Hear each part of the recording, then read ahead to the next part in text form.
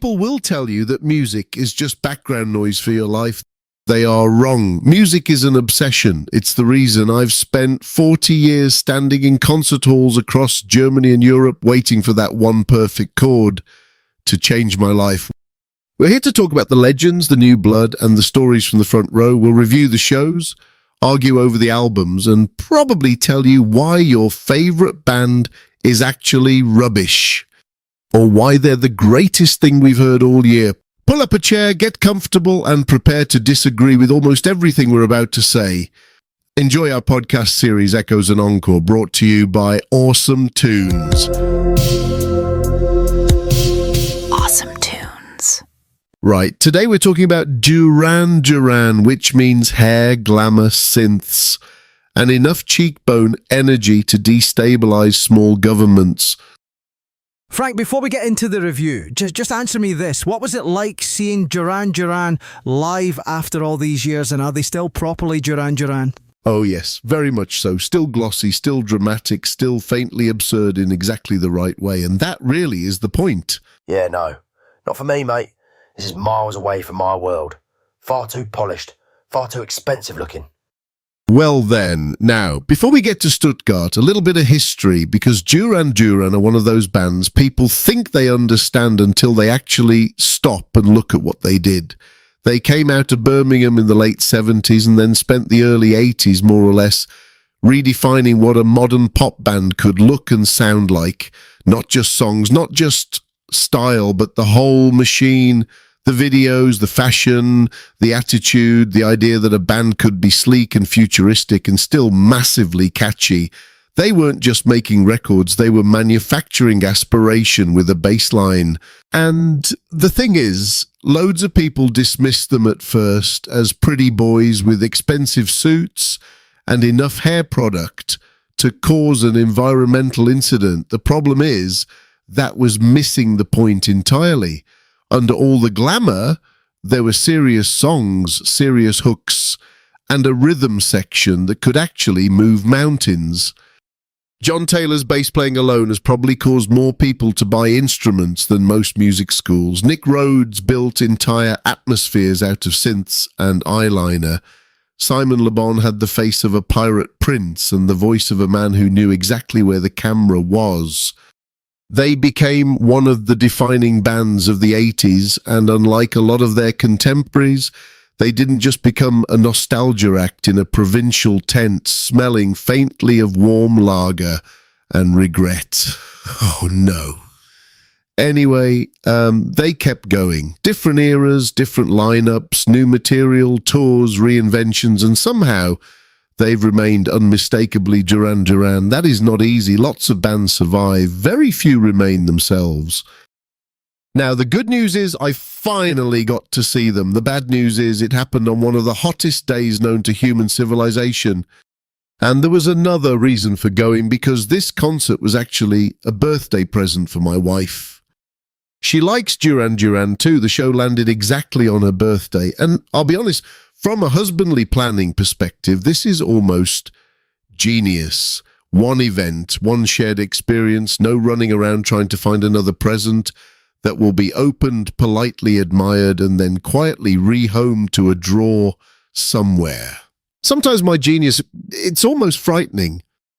So, on the 26th of June, Stuttgart was not so much a city as it was a preheated fan oven. It was over 40 degrees outside. In that kind of heat, a man of my, let's say, generous proportions doesn't so much walk as evaporate. I headed to the Hans Martin Schleyer Halle with the grim determination of a polar bear looking for a fridge. Since 1982, I have managed to see 125 different bands, from the glorious gloom of The Cure to the synth wizardry of Simple Minds. But somehow I had never seen Duran Duran, which is a bit like claiming to be interested in cars and never noticing Ferrari. A serious professional oversight. Luckily, the venue had air conditioning. If it hadn't, the front 4 rows, where I was standing with my front of stage ticket, would have resembled a Victorian medical emergency. And looking around, it was immediately obvious that time is a cruel and relentless mistress. Back in 1984, the front row at a Duran Duran gig would have been a shimmering sea of neon spandex, impossible cheekbones, and romantic optimism. In Stuttgart, however, many of the ladies had evolved from new romantic cover stars into sensible, respectable Swabian housewives. You could see the conflict in their eyes. Part of them wanted to scream for Simon Le Bon. Another part wanted to get home and make sure the recycling had been sorted correctly. And the men, good grief, we were a forest of receding shorelines and expanding waistlines. There was enough light bouncing off the bald heads in the front of stage area to power a modest village, and a great many slim-fit concert shirts were being subjected to stresses that ought to have concerned a bridge engineer. We did not look like people about to appear in a yacht-based music video in Antigua. We looked like people who might become intensely animated in a conversation about high-fiber breakfasts and orthopedic insoles. Now, Simon Le Bon. I feel a slightly odd connection to him because a former colleague of mine used to be his neighbour in London. Their children went to the same school, so naturally I spent years imagining perfectly normal suburban conversations involving Simon Le Bon, perhaps discussing bins over the garden fence, perhaps borrowing a cup of sugar while dressed like an aristocratic pirate. My colleague has moved away now, which is a shame, because I was rather hoping to get hold of useful domestic intelligence such as Simon's preferred laundry detergent. Then the band arrived, and they looked, well, like Duran Duran. Back in the early 80s, these men were probably responsible for 90% of global hairspray consumption. And I'll admit the Duran effect rubbed off on me slightly back then. Not in a full sash belt, head-to-toe fuchsia sort of way. I wasn't about to appear in the bank dressed like an exotic parrot. I kept it subtle. Office-friendly new romantic, you might say. But I did go as far as wearing an earring, which at the time while working in a bank was a bold move. In the early 80s, walking into a high street bank with a bit of silver hanging from your ear was basically the career equivalent of walking into a library with a megaphone and shouting about gravel. It simply wasn't done. I like to think I was a silent rebel among the ledgers, though in truth I probably looked less like a pop star and more like a pirate who'd had an accident in Claire's accessories. Still, at the time I thought I was the business. They opened with the Free to Love intro, and immediately it was 1984 again, except with better plumbing. And what followed was a set list organised with the precision of a Swiss watch factory. They didn't merely play songs, they deployed them. There was the heavy artillery from the early 80s, things like New Moon on Monday and The Reflex, which still sound as if they were assembled in a laboratory by men who had discovered how to make electricity dance. Then they folded in newer material, including Invisible from Future Past, which proves Nick Rhodes still possesses a better collection of synthesizers than most governments possess strategic planning. They also dipped into the transformative years with Notorious, which contains a bass line so chunky you could use it to tow a stranded Land Rover out of a muddy field. And then there were the covers. Their version of Grandmaster Mel's White Lines remains a bafflingly brilliant thing, followed by Talking Heads' Psycho Killer. It made about as much logical sense as putting a turbocharger on a lawnmower, completely unnecessary and yet fundamentally magnificent. They even threw in the James Bond theme before launching into A View to a Kill, and that was just superb. It took me back to a time when Bond cars were made of steel, the villains lived in underwater bases, and evil had a bit of flair. Nowadays, the villain would probably just have a passive-aggressive LinkedIn profile and a sustainability deck. However, there was a problem.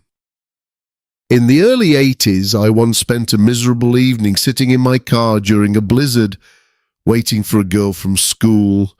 Hours passed, the windows fogged up, my dignity froze solid, And all the while I was playing the Union of the Snake on a loop from Seven and the Ragged Tiger. I loved that song. I liked that girl a great deal too at the time anyway.